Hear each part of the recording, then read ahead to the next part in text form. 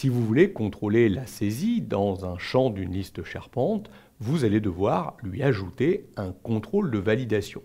Une règle de validation qui va permettre de vérifier que la saisie de l'utilisateur répond bien, respecte bien les règles que vous avez définies. Si elle ne les respecte pas, vous refuserez tout simplement d'ajouter cet enregistrement dans la liste. Voyons comment appliquer ce contrôle de validation.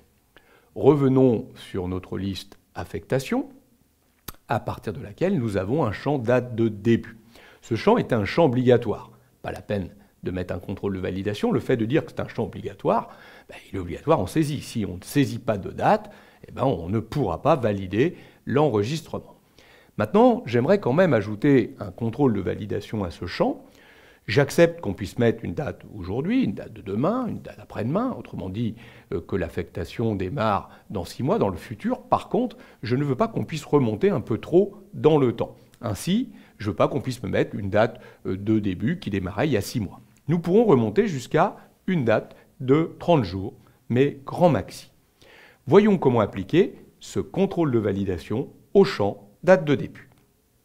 On se place dans les paramètres de notre liste, on va chercher la liste de nos colonnes, de nos champs, et on prend le champ concerné, c'est-à-dire le champ date début. On retrouve les paramètres de notre champ, et tout en bas, regardez le lien validation de colonne. C'est ici que vous allez écrire votre règle de validation.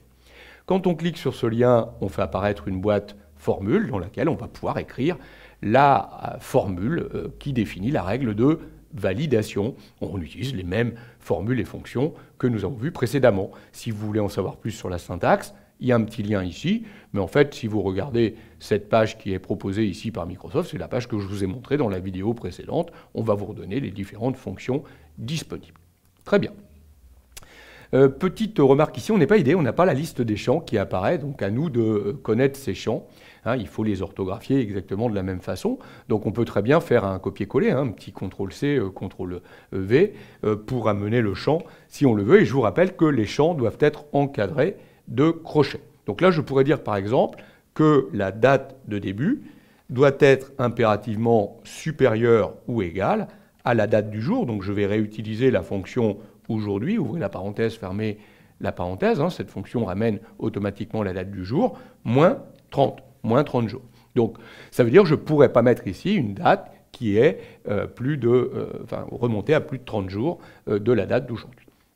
Je vais, et ça peut être intéressant quand même aussi à préciser, indiquer le message qui sera affiché à l'utilisateur s'il ne respecte pas la règle de validation. Donc c'est là où on pourrait mettre, attention, la date de début ne peut pas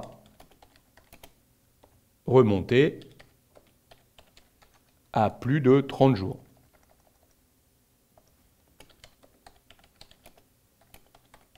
Il faut essayer d'être le plus précis possible pour l'utilisateur de façon à ce qu'il comprenne le pourquoi on refuse la saisie de sa fiche. Je vais valider. Je vais vérifier cela. Je vais revenir dans Affectation. Je vais ajouter un nouvel enregistrement.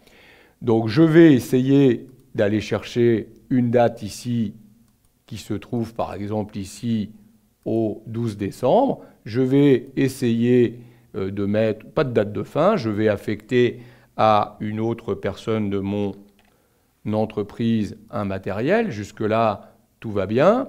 Je vais aller chercher un matériel. Je vais essayer de valider la fiche. Et là, regardez, j'ai mon message d'erreur qui apparaît. Attention, la date de début ne peut pas remonter à plus de 30 jours. Donc, vous voyez bien qu'il a refusé de saisir cette fiche. Et tant que je ne saisis pas une date qui correspond à la règle de validation, je ne pourrai pas valider cet enregistrement dans ma liste.